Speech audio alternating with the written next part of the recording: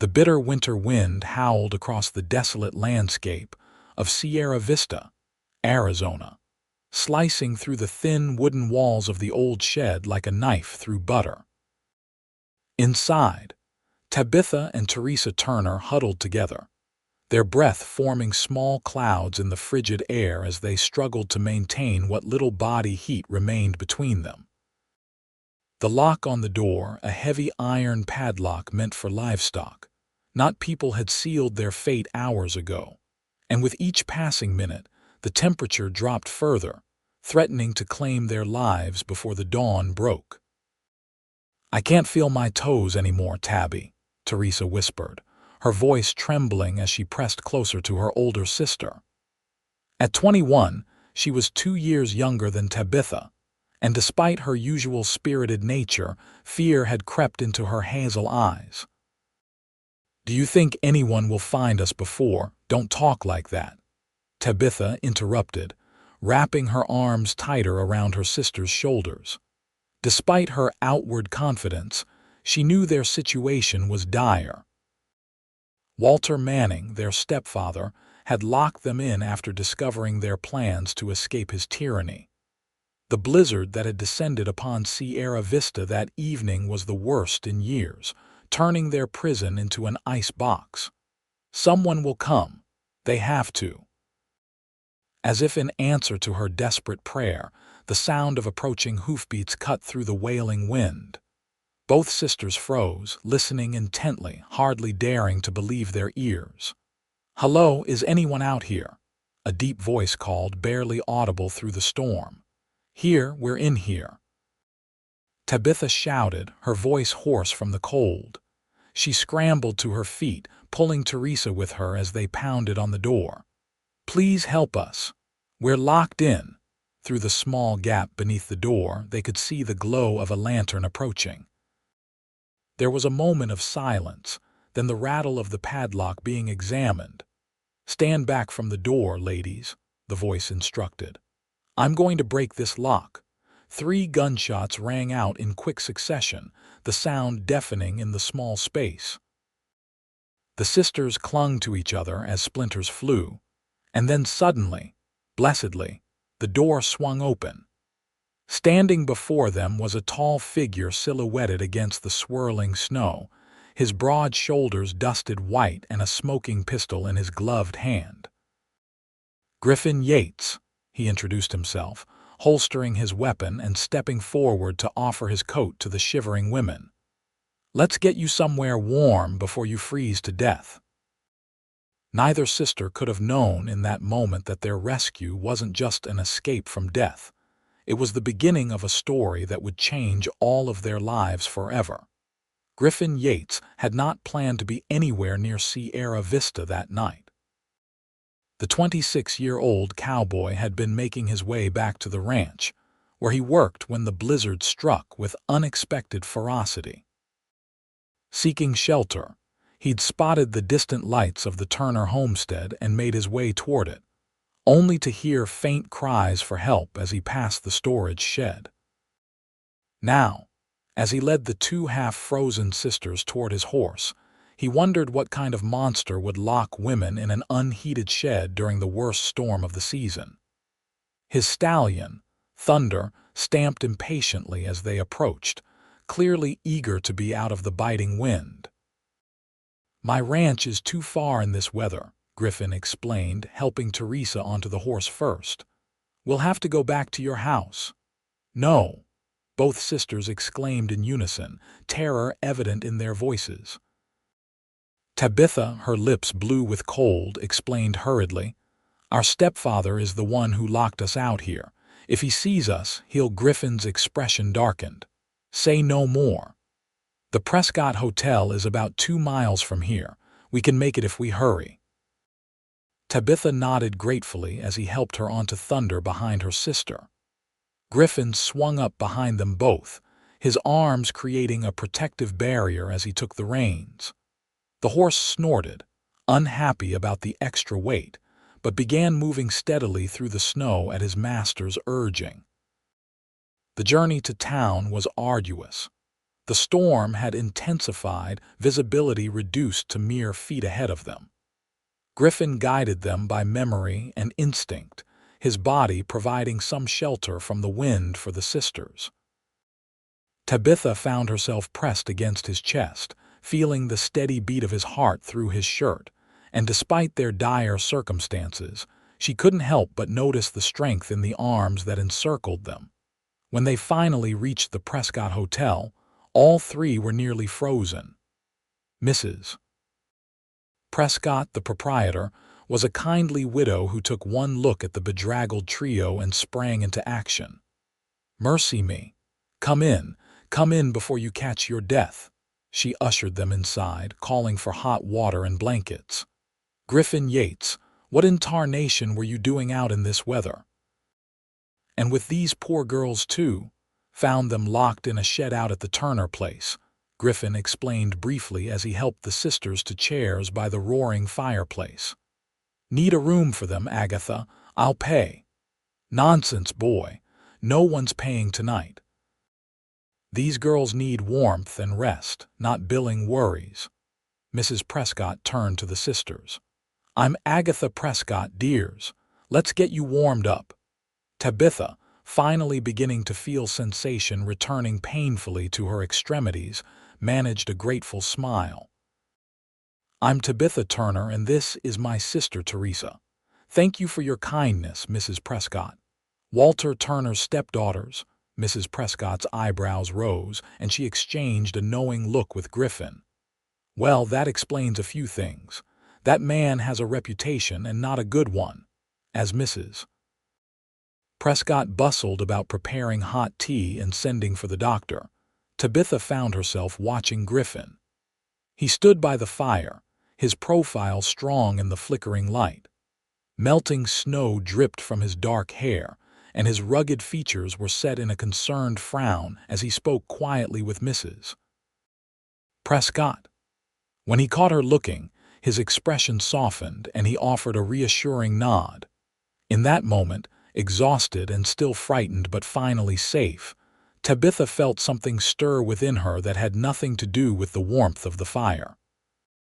The doctor arrived within the hour, pronouncing both sisters suffering from mild frostbite but otherwise unharmed. "A few more hours in that shed would have been a different story," he told Griffin grimly as he packed his bag. "You saved their lives, young man." Griffin shrugged off the praise, uncomfortable with being called a hero. "Anyone would have done the same." "But they didn't," Tabitha said softly from where she sat wrapped in blankets. "You did." Their eyes met across the room, and for a moment it seemed as though everyone else disappeared. Then Teresa coughed, breaking the spell, and Griffin looked away first, a faint color touching his cheeks that had nothing to do with the cold.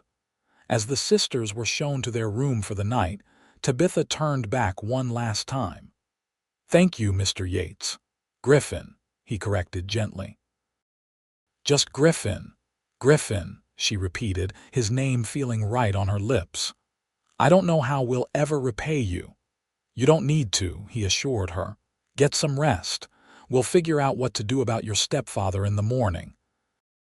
That night, as Tabitha lay beside her sleeping sister, she stared at the ceiling, replaying the events of the day. They had nearly died, and yet all she could think about was the way Griffin's arms had felt around her, strong and sure as they rode through the storm. It was foolish, she knew, to harbor such thoughts about a man she'd just met, especially when she and Teresa were still in danger.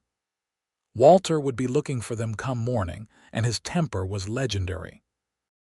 Still, for the first time since her mother had died 2 years ago, leaving them at the mercy of the man she'd foolishly married, Tabitha felt something like hope.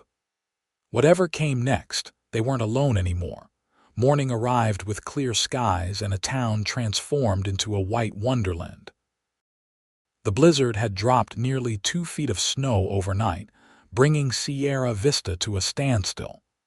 Tabitha woke early, slipping from bed careful not to disturb Teresa, and made her way downstairs. Griffin was already there, seated at a table with a cup of coffee, deep in conversation with Sheriff Daniel Morris. Both men looked up as she entered, and Griffin immediately stood, pulling out a chair for her. "Miss Turner," the sheriff greeted her, his weathered face serious. "Griffin here has been telling me about your situation. I'd like to hear your side of it if you don't mind." Over the next hour, Tabitha told them everything: how Walter had married their mother shortly after they'd moved to Arizona Territory in 1881, how he'd changed after she died, becoming controlling and violent, how he tried to force Teresa into marriage with his friend, a man 30 years her senior, for a business advantage. "We were planning to leave yesterday," she explained, her hands wrapped around a mug of hot coffee. "We'd saved enough money from taking in washing and mending to buy stage tickets to Tucson, where our aunt lives. Walter found the money and confronted us. He was furious, said he'd teach us a lesson we wouldn't forget." The sheriff's expression hardened. "Locking people in an outbuilding during a blizzard could be considered attempted murder, Miss Turner." "He'll deny it," Tabitha replied wearily. "He'll say we went out there ourselves and got trapped accidentally." "Not if I have anything to say about it," Griffin interjected, his voice tight with anger. "I saw that padlock, Sheriff. It was locked from the outside." Sheriff Morris nodded. "I'll ride out there today, see what Manning has to say for himself. In the meantime, you ladies should stay here where it's safe." After the sheriff left, Griffin turned to Tabitha. "I've been thinking. I work at the Broken Spur Ranch about 10 miles outside of town. My boss, Henry Douglas, is a good man with a big house. His wife's been looking for help with housekeeping and cooking. It would be a safe place for you and your sister, at least until you decide what you want to do next." Tabitha studied him, trying to understand his motivations. "Why are you helping us so much, Griffin? You don't even know us." Griffin looked down at his coffee, then back up at her, his blue eyes serious. "My mother and sister were at the mercy of a man like your stepfather once. No one helped them." He didn't elaborate further, but the pain in his eyes told Tabitha all she needed to know. "I'm sorry," she said softly, instinctively reaching across the table to touch his hand. The contact sent a jolt through her, and she quickly withdrew, embarrassed by her boldness. Griffin cleared his throat. "So, what do you think about the ranch idea?" Before she could answer, Teresa appeared, looking much better after a night's rest. Her eyes widened at the sight of Griffin, and she offered a shy smile as she joined them. "Good morning," she said, accepting the cup of coffee Griffin poured for her. "Are we making plans?" Tabitha explained the situation and Griffin's offer. Teresa's face lit up immediately. "A ranch sounds wonderful. It would be like a fresh start, wouldn't it, Tabby?" Seeing her sister's enthusiasm, Tabitha felt her own reservations melting away. "If Mr. and Mrs. Douglas are willing to have us both, then yes, I think it would be a good solution for now." Griffin's smile was like the sun breaking through clouds. "I'll send word to them today. With the snow, we won't be able to travel until tomorrow at the earliest, but that gives the sheriff time to deal with Manning." As if summoned by his name, Sheriff Morris returned, stamping snow from his boots as he entered the hotel. His expression was grim as he approached their table. "Manning's gone," he announced without preamble. "Packed up and left sometime in the night. Neighbors say he was planning to head to California even before the storm. Seems he didn't expect you ladies to survive the night, and he didn't want to be around when your bodies were discovered." Tabitha felt a cold that had nothing to do with the weather. Walter had truly meant for them to die. She reached for Teresa's hand, squeezing it tightly. "What happens now?" Teresa asked, her voice small. "Now," the sheriff said, "you're free to do as you please. Manning left behind most of the household goods. Once the snow melts enough, you can go collect whatever personal items you want. The house legally belongs to you two anyway as your mother's heirs. It was almost too much to take in. Freedom, safety, a home of their own if they wanted it. Tabitha felt tears pricking at her eyes. "Thank you, Sheriff," she managed. After the sheriff left, Griffin looked at both sisters. "The offer still stands. You don't have to decide right away about the house or anything else. Just know there's a place for you at the Broken Spur if you want it." Teresa looked at Tabitha, a question in her eyes. Tabitha nodded slightly, understanding her sister's thoughts.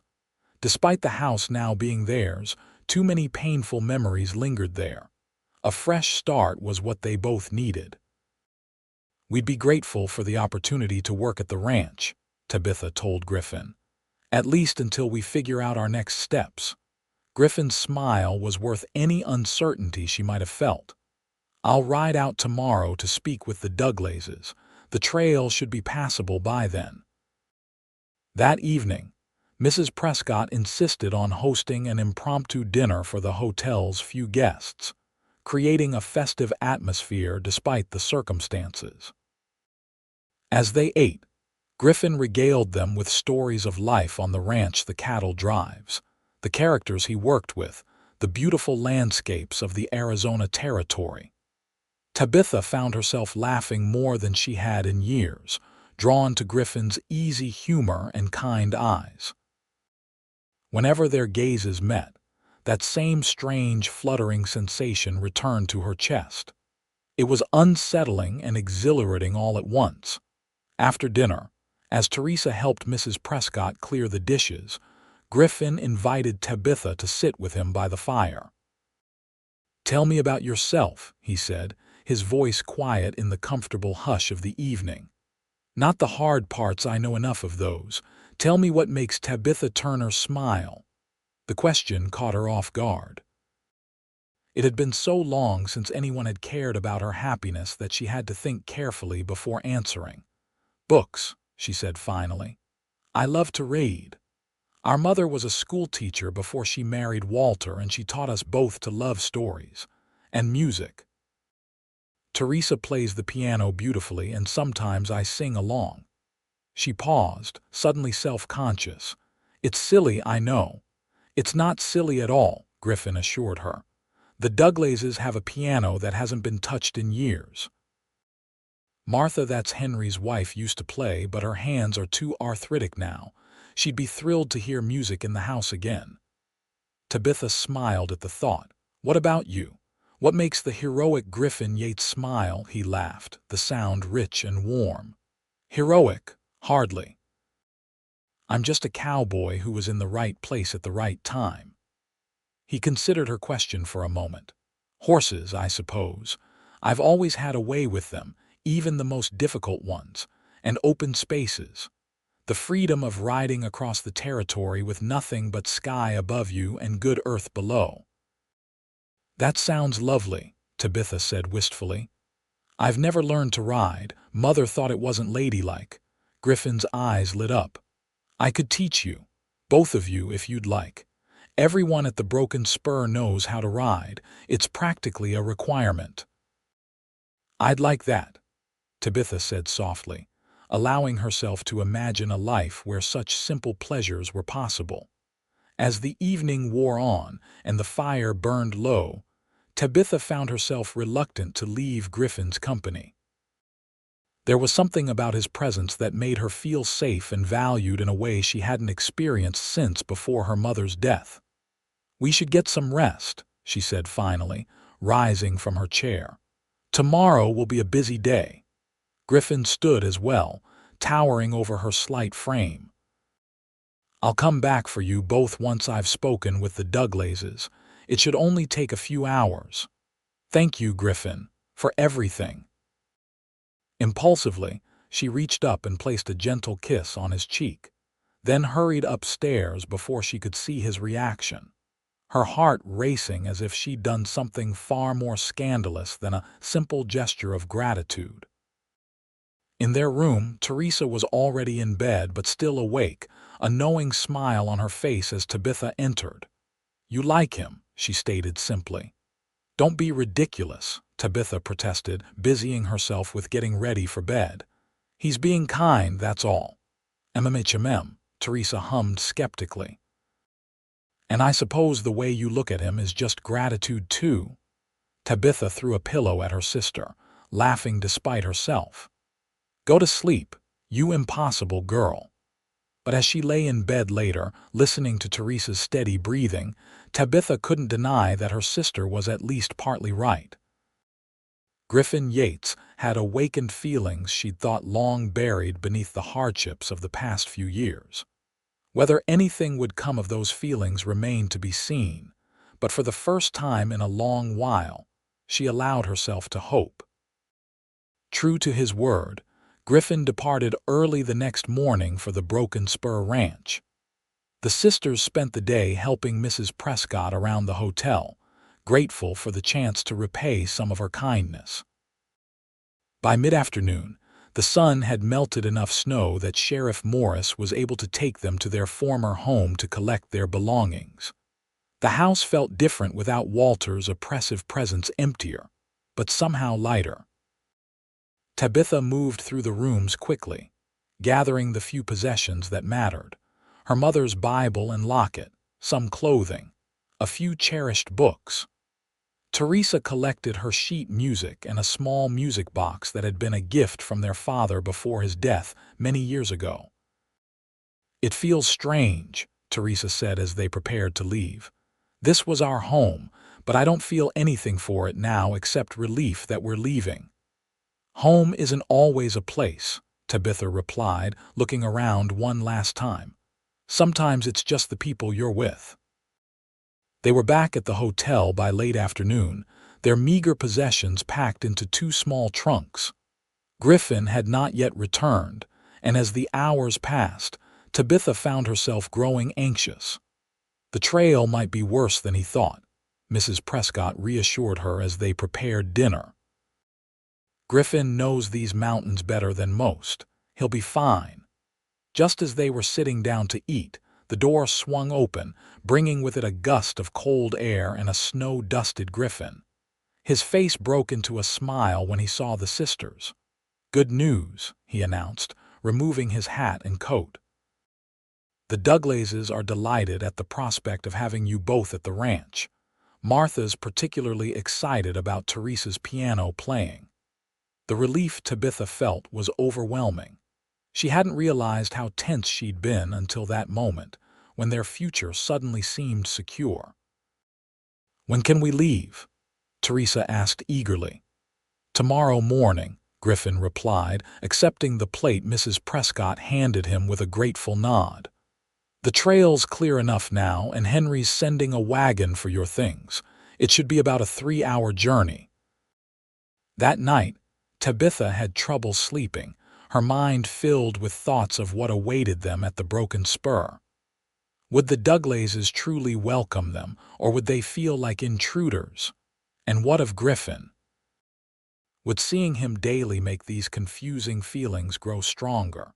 Or would familiarity dispel the strange magic that seemed to surround their interactions?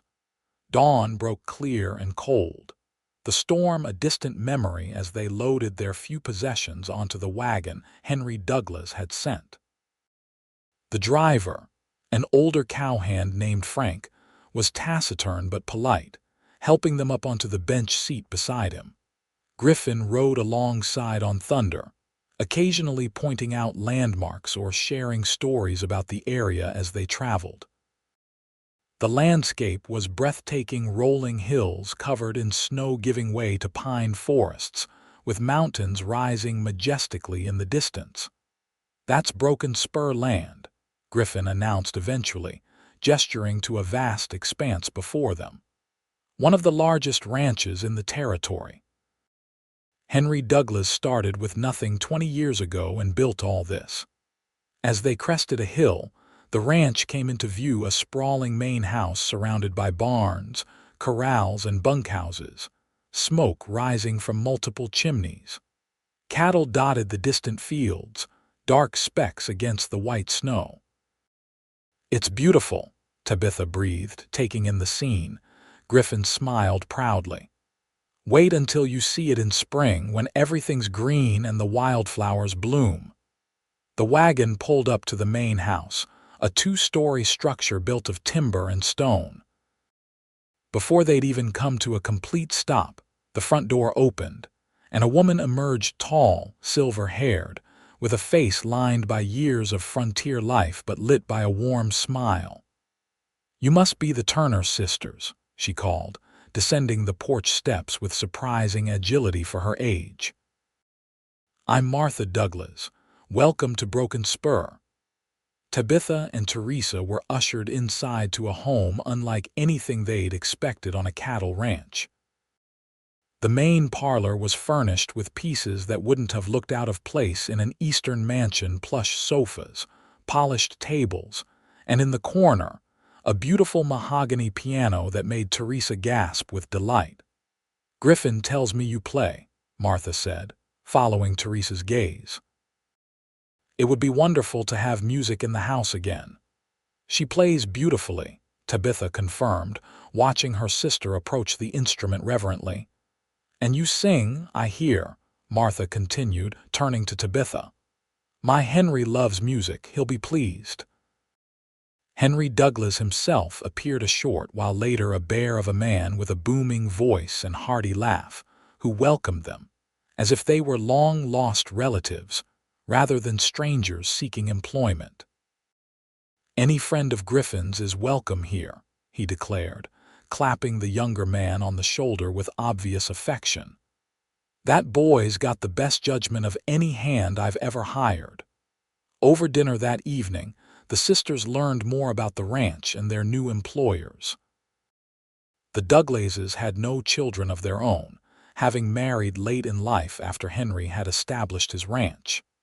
They employed about 20 men year-round, with more during the busy seasons. Martha managed the household with the help of a cook, but had been hoping to find someone to assist with the cleaning, mending, and other domestic tasks that had become difficult for her as she aged.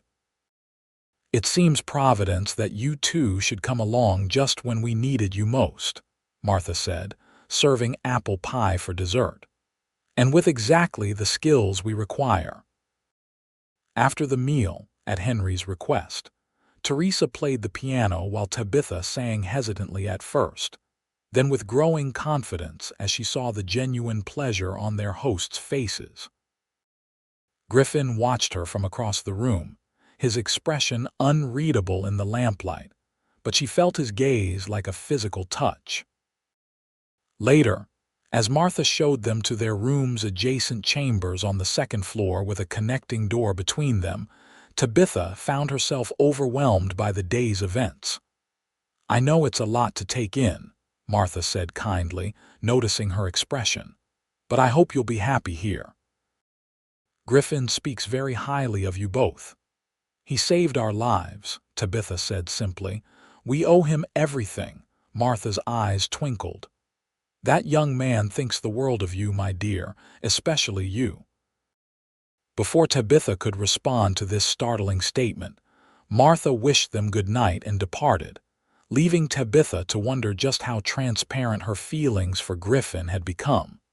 The next weeks passed in a blur of new routines and adjustments. The sisters settled into life at the Broken Spur with surprising ease, welcomed by everyone from the ranch hands to Cookie, the irascible old cook who ruled the kitchen like a benevolent tyrant. Tabitha took over much of the household management, freeing Martha to pursue her gardening and other interests. Teresa split her time between helping with lighter chores and giving informal piano lessons to Martha, whose arthritic fingers improved with the gentle exercise. And through it all, there was Griffin. He was often away during the day, working with the cattle or horses, but he made a point of stopping by the house each evening. Sometimes he brought small gifts: a particularly beautiful stone he'd found, a book from town he thought Tabitha might enjoy, sheet music for Teresa. One crisp March morning, as Tabitha hung laundry in the yard, enjoying the first real warmth of the approaching spring, Griffin appeared leading 2 horses Thunder and a gentle-looking Palomino mare. "I believe I promised you riding lessons," he said, his smile causing that now familiar flutter in her chest. "Now," Tabitha glanced down at her work dress, hardly suitable for horseback riding. "Martha suggested you might enjoy a break," Griffin replied. "And she mentioned you have a riding skirt that belonged to her when she was younger." 15 minutes later, dressed in the borrowed riding outfit, Tabitha stood nervously beside the Palomino, whom Griffin introduced as Daisy. "She's the gentlest mare on the ranch," he assured her, showing her how to offer an apple to the horse. "Perfect for a beginner." Under Griffin's patient instruction, Tabitha learned how to saddle and mount the horse, how to sit properly, and the basic commands. Her initial fear gave way to exhilaration as they walked the horses slowly around the corral, Griffin constantly at her side, ready to assist if needed. "You're a natural," he praised as she successfully guided Daisy through a simple turn. "Ready to try a little trot?" By the end of the lesson, Tabitha's cheeks were flushed with excitement, and her body ached in places she hadn't known existed. But she felt a sense of accomplishment unlike anything she'd experienced before. "Thank you," she said as Griffin helped her dismount, his hands strong and sure on her waist. For a moment he didn't let go, and they stood close enough that she could see the flecks of gray in his blue eyes. "Tabitha," he began, his voice lower than usual. "Yes." She breathed, hardly daring to move. The moment was shattered by the dinner bell ringing from the house. Griffin stepped back, clearing his throat. "Same time tomorrow?" he asked, his tone deliberately light. "If you're not too sore, that is." "I'd like that," Tabitha replied, trying to hide her disappointment at the interrupted moment. As spring bloomed across the broken spur, so too did the connection between Tabitha and Griffin. Their daily riding lessons became the highlight of her days, opportunities to escape the confines of the house and experience the freedom of the open range. Griffin proved to be an excellent teacher, and Tabitha a quick study. Soon they were venturing beyond the corral, exploring the ranch's vast acreage. He showed her hidden valleys carpeted with wildflowers, secret streams where deer came to drink at dawn, ancient pine trees where eagles nested. During these rides, they really talked, sharing stories and dreams that Tabitha had never voiced aloud before. She learned about Griffin's childhood in Texas, his father's death in a cattle stampede when he was just 12, how he'd worked his way west, taking whatever jobs he could find until he landed at the Broken Spur 5 years ago. In turn, she told him about her parents' happy marriage cut short by her father's illness, the difficult years afterward, her mother's disastrous second marriage to Walter. She spoke of her dreams of maybe someday having her own family, a home filled with love and music instead of fear and anger. "You deserve that," Griffin told her one afternoon as they rested their horses beside a bubbling creek. "A home, a family, happiness." "Sometimes I wonder if it's possible," Tabitha admitted, trailing her fingers through the cool water. "After everything." Griffin reached across the space between them, taking her hand in his. "It's possible. I promise you that." The touch of his calloused fingers against hers sent warmth spreading up her arm. This time there was no interruption, no dinner bell or passing ranch hand. Just the two of them, the murmur of the creek and the whisper of a breeze through the pines. Slowly, giving her every opportunity to pull away, Griffin leaned toward her. Tabitha's heart raced as she met him halfway, their lips touching in a kiss so gentle it was barely there, then returning with greater certainty. When they finally separated, Griffin's expression was a mixture of wonder and apprehension, as if he couldn't quite believe what had just happened and feared her reaction. "I've wanted to do that since the moment I saw you by the fire at the Prescott Hotel," he confessed. Even though I was half frozen and probably looked terrible. Tabitha teased, her voice unsteady. Griffin smiled, brushing a strand of hair from her face. You were the most beautiful thing I'd ever seen, brave and strong even in that situation. They returned to the ranch later than usual, riding side by side, occasionally exchanging glances that said more than words could. Something fundamental had shifted between them. A door opened that neither wanted to close. That evening at dinner, Teresa noticed the change immediately, raising an eyebrow at Tabitha across the table. Martha, too, seemed to sense something different, though she said nothing, merely smiled knowingly as she passed the biscuits.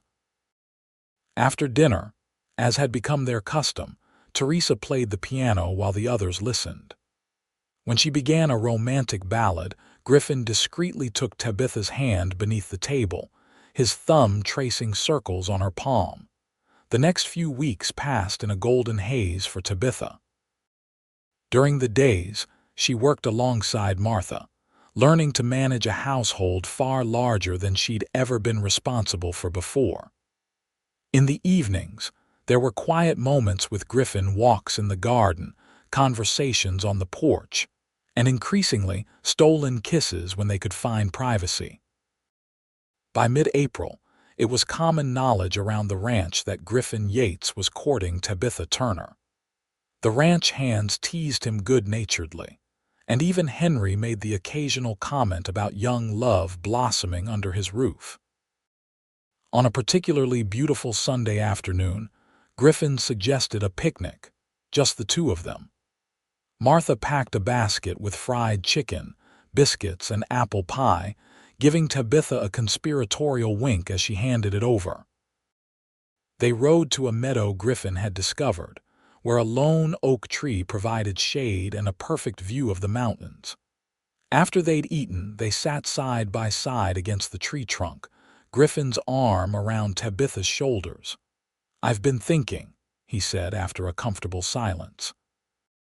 "A dangerous pastime," she teased. He laughed, pulling her closer. "Maybe so, but I've been thinking about the future, our future." Tabitha's heart skipped a beat. "What about it?" "I've saved almost every penny I've earned these past 5 years," Griffin explained. "Henry's been generous with wages, and there's not much to spend money on out here. I've got enough to buy a small spread of my own. Nothing like the Broken Spur, but enough land to run a decent herd." "Griffin," Tabitha began, hardly daring to hope where this conversation was leading. He turned to face her, taking both her hands in his. "I love you, Tabitha Turner. I think I started falling in love with you that first night, and every day since has just made me more certain. I want to build a life with you if you'll have me." Tears filled Tabitha's eyes, blurring her vision of his earnest face. "Are you asking what I think you're asking?" Griffin smiled, reaching into his pocket and withdrawing a small ring, a simple silver band set with a modest pearl. "I'm asking if you'll marry me. Be my wife, build that home filled with love and music you talked about." "Yes," Tabitha whispered, then louder. "Yes, yes, 1,000 times yes." He slipped the ring onto her finger, then pulled her into his arms, his kiss conveying all the joy and promise of their future together. When they returned to the ranch that evening, their news was met with delight but little surprise. Teresa hugged her sister tightly, whispering congratulations in her ear. Henry clapped Griffin on the back so hard he nearly knocked him over, while Martha wiped away happy tears. "We'll need to plan a proper wedding," Martha declared. "The first one ever held at the Broken Spur." The next month was a whirlwind of preparations. Word spread throughout the area about the upcoming nuptials, and offers of help poured in from neighboring ranches and the townsfolk of Sierra Vista, many of whom remembered the sisters' dramatic rescue during the blizzard. Griffin, meanwhile, spent every free moment working on their future home, a small but sturdy cabin on a piece of land, Henry had sold him at a fraction of its worth, just 3 miles from the main ranch house. Tabitha rode out with him whenever she could, helping to plan the layout and watching with pride as their home took shape. Teresa had been unusually quiet about her own plans, but a week before the wedding, she finally broached the subject with Tabitha as they sewed the final stitches on her wedding dress. "I've been offered a position teaching music at the school in Sierra Vista," she announced, "starting in the fall." Tabitha looked up in surprise. "That's wonderful, Teresa, but why didn't you tell me sooner?" Teresa shrugged, focusing on her needlework. "I wasn't sure what to do. I didn't want to abandon you, but you need your own life," Tabitha finished for her. "Your own dreams to follow." "Exactly," Teresa agreed, relief evident in her voice. "The Douglases have offered to let me continue living here and ride into town for classes. It's perfect, really." Tabitha reached across to squeeze her sister's hand. "I'm so proud of you and so happy we'll still be close." The wedding day dawned clear and warm, the first week of June bringing perfect weather for the outdoor ceremony Henry had insisted upon. The entire ranch was decorated with wildflowers and ribbons, and guests began arriving mid-morning, bearing gifts and well wishes. In the upstairs bedroom she'd shared with Teresa for the past months, Tabitha stood before the mirror, hardly recognizing the woman who looked back at her. Her wedding dress, sewn by her own hands with help from Martha and Teresa, was simple but elegant ivory muslin with lace trim and tiny pearl buttons down the back. Her hair was arranged in soft curls, adorned with a wreath of spring blossoms. "You look beautiful," Teresa said from the doorway, already dressed in her maid of honor gown of pale blue. "I can hardly believe this is happening," Tabitha admitted, touching the ring on her finger as if to reassure herself it was real.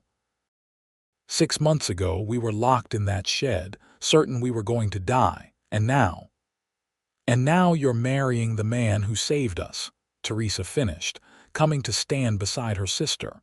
"It's like something from one of those novels you love so much." A knock at the door interrupted them.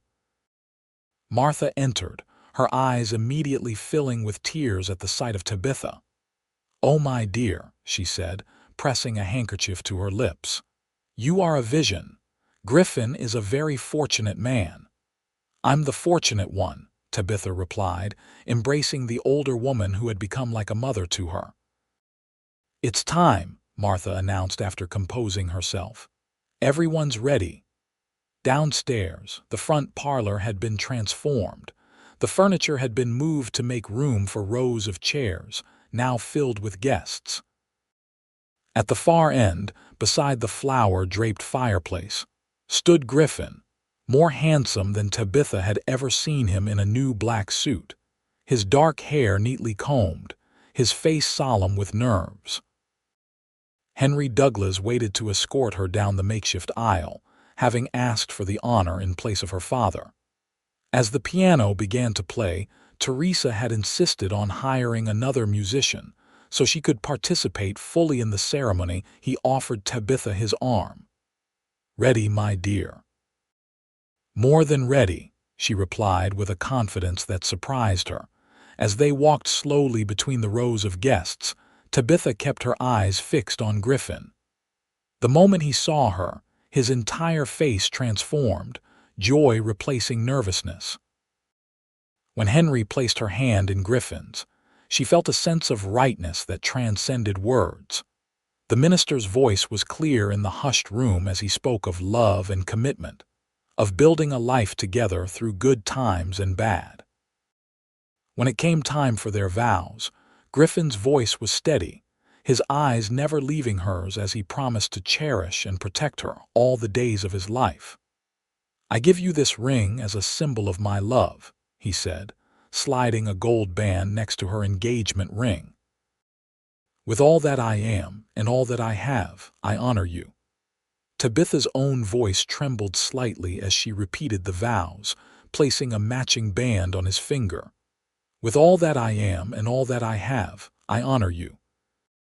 By the authority vested in me, the minister proclaimed, I now pronounce you husband and wife. You may kiss your bride. Griffin's kiss was gentle yet filled with promise, and the room erupted in cheers and applause as they turned to face their friends and family as Mr. and Mrs. Griffin Yates. The celebration that followed lasted well into the evening. Tables laden with food were set up in the yard, lanterns were hung from trees, and a group of ranch hands who doubled as musicians provided lively tunes for dancing. Griffin kept Tabitha close throughout, presenting her proudly to anyone who approached, his hand rarely leaving hers. During a brief moment alone, as they watched the sunset paint the mountains in shades of gold and crimson, he leaned down to whisper in her ear, "Happy Mrs. Yates." The name still sounded new and wonderful. "Happier than I ever thought possible," she replied truthfully. As darkness fell, they slipped away from the party, riding together toward their new home. Griffin had insisted on carrying her across the threshold, a gesture that made Tabitha laugh with delight as he set her down in their small but cozy front room. "Welcome home," he said softly, drawing her into his arms. Their life together began in earnest the next morning. While Griffin continued his work at the broken spur, Tabitha set about making their cabin a home. She planted a small vegetable garden, arranged their few pieces of furniture, and hung curtains she'd sewn from fabric Martha had given them as a wedding gift. In the evenings, they would sit on their porch, watching the sunset and talking about their day. Sometimes Teresa would ride over for dinner, bringing news from the ranch or town. Other times, they'd visit the main house, where Martha treated them as family rather than employees. Griffin proved to be a gentle and considerate husband, never pushing Tabitha beyond what she was comfortable with, always taking her feelings into account. Their love deepened with each passing day, growing from the initial spark of attraction into something more profound and lasting. By late summer, Tabitha had news of her own to share. She waited for a special moment, their 3-month anniversary, preparing Griffin's favorite meal and setting the table with the good dishes they rarely used. "What's the occasion?" he asked as he came in from washing up, noticing the extra touches. "Do I need an occasion to make a nice dinner for my husband?" she replied innocently. Griffin narrowed his eyes playfully. "No, but you usually have a reason when you make apple dumplings. Those take hours." Tabitha smiled, reaching for his hand across the table. "You're right, I do have a reason." She took a deep breath, suddenly nervous despite having rehearsed this moment in her mind all day. "Griffin, we're going to have a baby, in early spring." For a moment he sat perfectly still, processing her words. Then his face broke into the widest smile she'd ever seen. "A baby," he repeated, standing so quickly he nearly knocked over his chair. In 2 strides he was at her side, pulling her up into his arms. "We're going to be parents." Tabitha nodded, laughing through happy tears as he spun her around the small kitchen. "The doctor in town confirmed it yesterday when I went in with Martha. She's known since before I did, apparently, said she recognized the signs." Griffin set her down carefully, suddenly concerned. "Should I not have done that? The spinning, I mean. Is it safe?" "I'm pregnant, not made of glass," Tabitha assured him, touched by his immediate protectiveness. "The doctor says I'm perfectly healthy, and so is the baby." That night, as they lay in bed together, Griffin's hand rested gently on her still flat stomach, as if trying to connect with the tiny life growing within. "I never thought I could be this happy," he confessed in the darkness. "Neither did I," Tabitha replied, placing her hand over his. "Not after everything with Walter. I'd stopped believing happiness like this was possible." "I want to give you everything, Tabitha," Griffin said seriously. "You and our child, everything you never had, everything you deserve." "You already have," she assured him. "Love, safety, a home. That's all I've ever wanted." The news of Tabitha's pregnancy was received with joy at the Broken Spur. Martha immediately began knitting baby clothes, while Henry started planning a cradle, insisting on making it himself despite not having done woodworking in years. Teresa was ecstatic at the prospect of becoming an aunt, especially when Tabitha asked her to be the baby's godmother. "I'll teach him or her to play the piano," she promised. "Not before they can walk, please," Griffin joked. As Tabitha's pregnancy progressed, Griffin became increasingly attentive, taking over more of the household chores and insisting she rest whenever possible. His protectiveness became a source of gentle teasing among the ranch hands, but no one could doubt the depth of his love for his wife and unborn child. Winter settled over the land once more, bringing with it memories of the previous year's blizzard and the extraordinary circumstances that had brought them together. On the anniversary of that fateful night, Griffin presented Tabitha with a special gift, a small silver locket containing a lock of his hair. "So a part of me is always with you," he explained as he fastened it around her neck, "even when I'm out with the herd." Tabitha touched the locket, deeply moved by the sentiment. "I'll never take it off." As her pregnancy advanced, Tabitha found herself reflecting more on the journey that had brought her to this moment. The terror of that night in the shed had faded, replaced by gratitude for the chain of events it had set in motion. "If Walter hadn't locked us out there, we might never have met you," she mused one evening as she and Griffin sat by their fireplace, her feet in his lap as he rubbed them to ease the swelling. "I like to think we would have found each other somehow," Griffin replied. "Some things are just meant to be." Spring arrived with a vengeance that year, bringing heavy rains that swelled the creeks and turned the ranch roads to mud. Tabitha, now in her 9th month and finding movement increasingly difficult, worried about how they would get to town when her time came. "The baby will come when it's ready," Martha reassured her during one of her frequent visits. "And we'll manage, whatever the weather." As it happened, Tabitha went into labor on a rare clear day in early April. Griffin had just returned from helping with a difficult calving when he found his wife leaning against the kitchen table, face contorted in pain.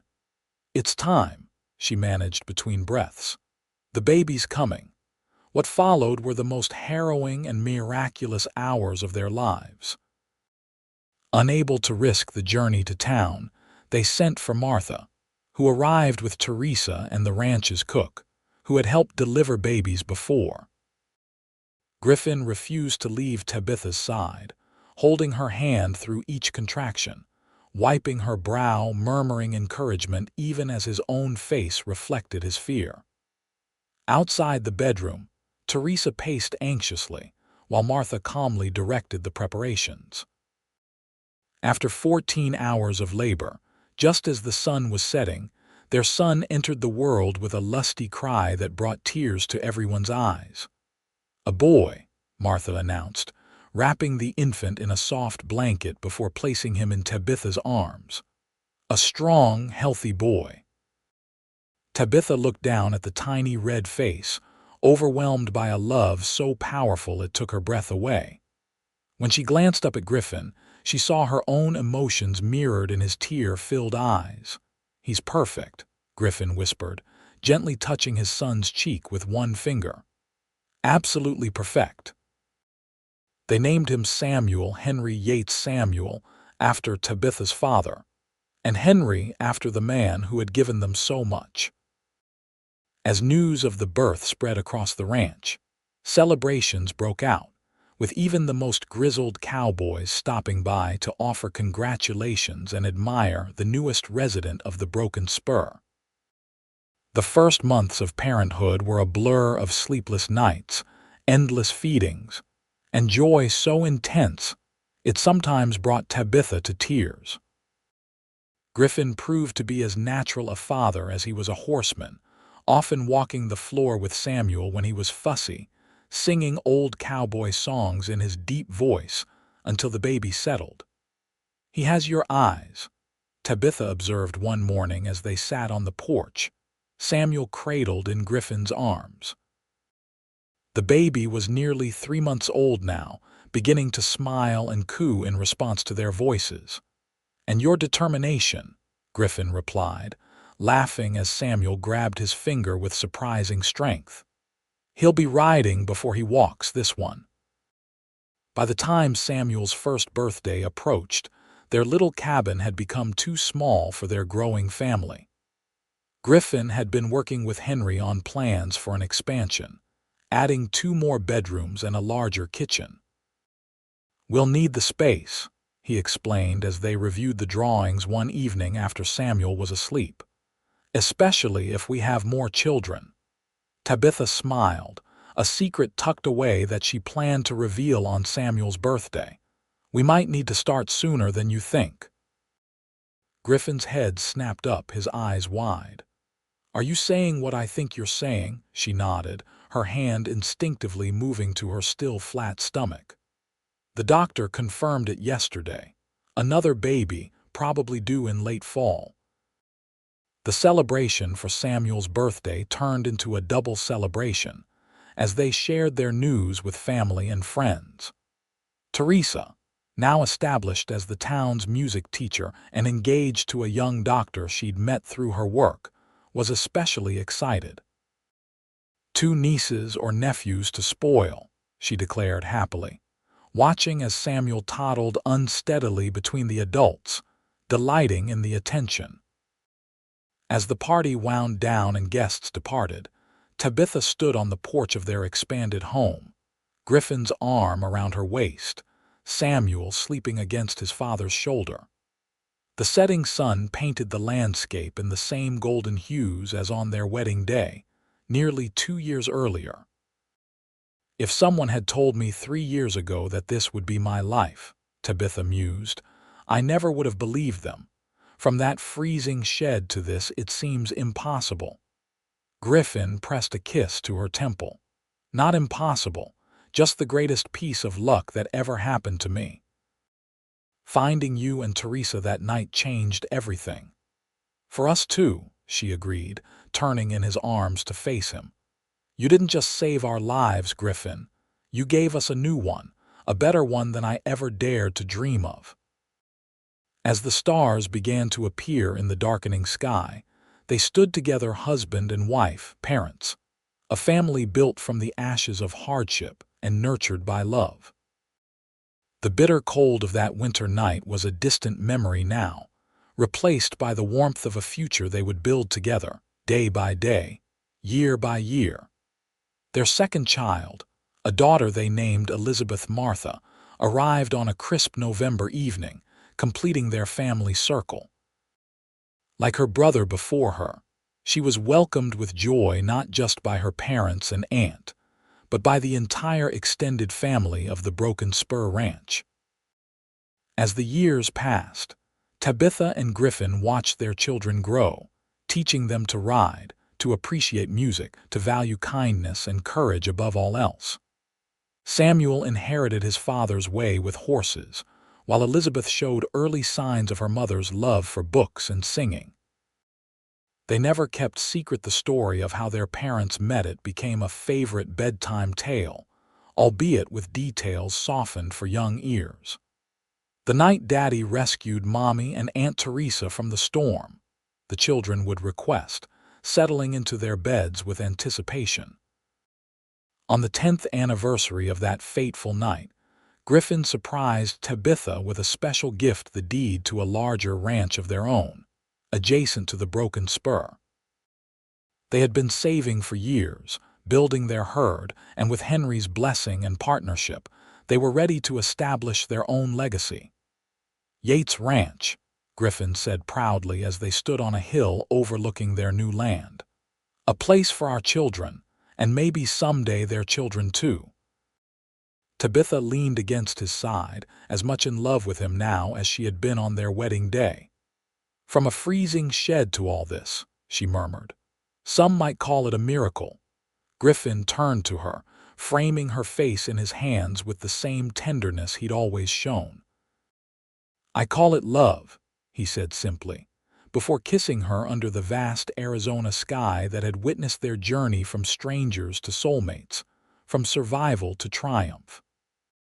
And as they rode back home to their children, to the life they had built together, Tabitha knew with absolute certainty that she had found exactly what she had once thought impossible. A home filled with love and music, safe from fear and anger. A happily ever after that had begun in the most unlikely of circumstances. On a freezing winter night when a cowboy broke a padlock and changed two sisters' lives forever.